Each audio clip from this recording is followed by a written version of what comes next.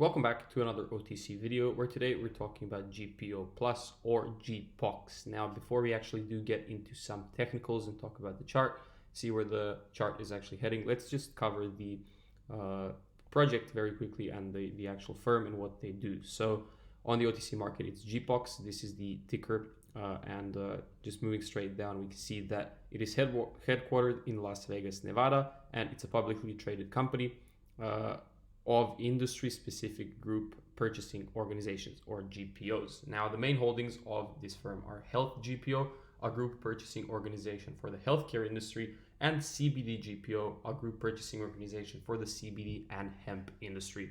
Right here, you can see some info about everything. You can see the address, you can see the phone where you can contact them immediately, as well as the email, and obviously the ticker on the OTC market, or GPOX. Now, obviously, we're going to have a look at the chart in a minute or two and see what's going on here. But moving straight down, we can see that they do have a sustainable supply chain as a mission or one of the goals for their whole firm. Now, they develop profitable membership-based GPOs or buying groups to help members actually realize savings and efficiencies by aggregating purchasing volume and using all of that leverage to negotiate discounts with manufacturers, distributors, and other vendors. So the whole goal is to make the supply chain more sustainable and obviously more cost-worthy for the future growth. Now, the end result is that members actually obtain the highest quality products at the best value in the most efficient manner, where you can actually see that they do benefit from economies of scale, obviously, in the supply chain and other areas. Now, these are some of the holdings right here. So you have Health GPO, CBD GPO,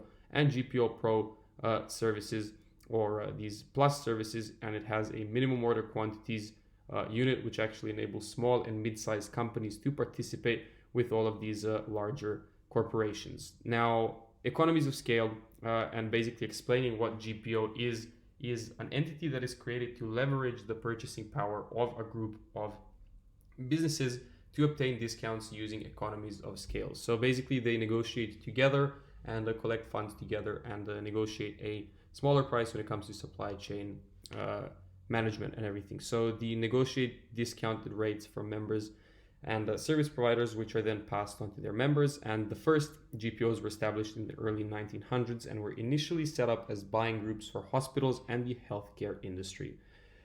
Here's a few things that the clients are actually saying. You're free to pause the video and check it out, but you can go on GPO Plus to check everything out for yourself. But if you actually want to work with GPO Plus, when it comes to investors and everything, they're always looking for unique, exciting opportunities and like-minded individuals to actually work with. Right here, you can see the social networks, you can see their contact, you can visit another link right here, and obviously the whole, the contact information and everything else. So moving straight onto the technicals right here, we can see quite a choppy chart on first glance, but something that resembles a upwards trending trend channel is visible right about here. So we are maintaining this support level, or this bottom of the ascending trend channel, and currently we did spike down and found huge buyers pressure from the bottom, not allowing it to breach this support, and we're currently consolidating around this area. So I do believe that if we actually do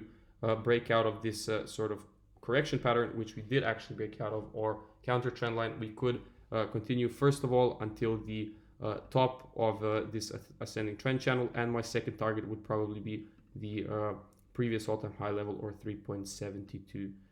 Now, if we do break out on the bottom side, obviously there will be more downside, probably into the next significant zone of support, which is around the $0.3 level, but that is only if it breaks out. So we are here to analyze what's happening on the market, not try to predict the future. So currently we are looking bullish. Now, that's it for today's video. Hope you guys all enjoyed it, and I hope to see you all in the next one.